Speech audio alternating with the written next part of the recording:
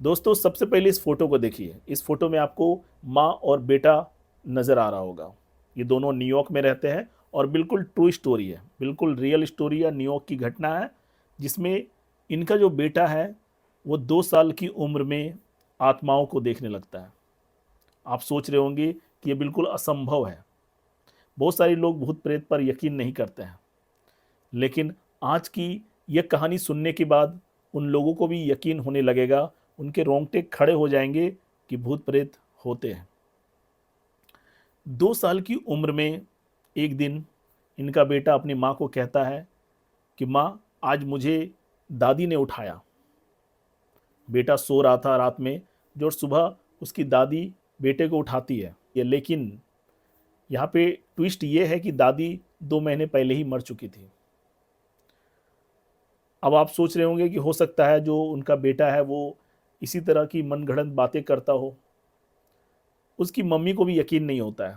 उसकी मम्मी को लगता है कि ऐसा कैसे हो सकता है, दादी तो 2 महीने पहले ही गुजर चुकी है, तो वो कैसे मेरे बेटे को नींद से जगा सकती है। वो यकीन नहीं करती है। उसके बाद एक दिन वो दोनों कहीं जा रहे थे। रास्ते में उनको एक घर दिखता है। उनका बेटा कहता है कि माँ, इस घर में मार्टिन रहता है। दोनों के नाम मैं आपको बता देता हूँ। एक तो जो लेडी है जिनका बेटा है, तो लेडी का नाम है टार्किया और बेटे का नाम है लुका। तो लुका अपनी माँ को कहता है कि माँ, इस घर को आप देखिए, और इस घर में एक मार्टिन नाम का शख्स रहता था जिसका आग में जलने से मौत हुई थी। आप सोचिए कि 2 साल का बच्चा ये सब चीज़ें बता रहा है। 2 साल के बच्चे को सही से बोलना भी नहीं आ पाता है, लेकिन वो अपनी माँ को बताता है कि इस घर में एक आग लगने से मार्टिन की मौत हुई थी। अब क्या होता है कि उसकी माँ को डर लगना शुरू हो जाता है कि आखिर मेरे बेटे को इस घर के बारे में कैसे पता है। उसकी मम्मी को भी ज़्यादा कुछ उस घर के बारे में नहीं पता होता है, लेकिन अपने बेटे की बात सुन के वो डरने लगती है। वो भागती हुई वहाँ से निकल जाती है अपने बेटे को लेके, और फिर पता करती है उस घर के बारे में। तो पता चलता है कि सही में वहाँ मार्टिन नाम का एक शख्स रहता था जिसकी आग लगने से मृत्यु हो गई थी। उसके बाद आए दिन उनका जो बेटा है किसी न किसी से बात करते हुए नज़र आता था, और सामने कोई नहीं होता था। उसकी मदर एक्सेप्ट कर लेती है कि उसका बेटा जो है वो आत्माओं को देख पाता है और उनसे बातें भी करता है। वो अपनी दादी से बातें करता था और अपने बहुत सारे अगल-बगल में जो आत्माएँ थी उनसे बातें करता था, उनके बारे में अपनी मम्मी को बताता भी था। दोस्तों एक और घटना मैं आपको बताने वाला हूँ न्यूयॉर्क शहर की, जिससे आपको आत्माओं पे यकीन होने लगेगा। न्यूयॉर्क में एक फैमिली जो एक नए घर को रेंट पे लेती है। रेंट पे लेने के बाद काफ़ी पैसे उनके रेंट में लग जाते हैं, जिसकी वजह से उस घर में रहना उनकी मजबूरी भी थी। जैसे ही वो घर में रहना शुरू करते हैं, उनको अजीबो-गरीब आवाज़ें और आहटें सुनाई देती हैं।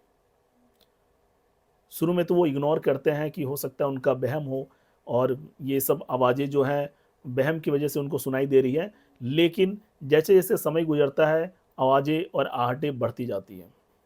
एक दिन महिला अपने सोफ़े पे बैठी हुई थी, तभी देखती है कहीं से बहुत अधिक तादाद में मक्खियों का झुंड उनके चेहरे पे आके बैठ जाता है और उनके चेहरे को नोचने लगता है। वो बहुत ही डर जाती है, बोलती है ऐसा कैसे हो सकता है कि एकदम हज़ारों मक्खियाँ मेरे चेहरे पे आके एक साथ कैसे बैठ सकती है? वो बहुत बुरी तरह से डर जाती है।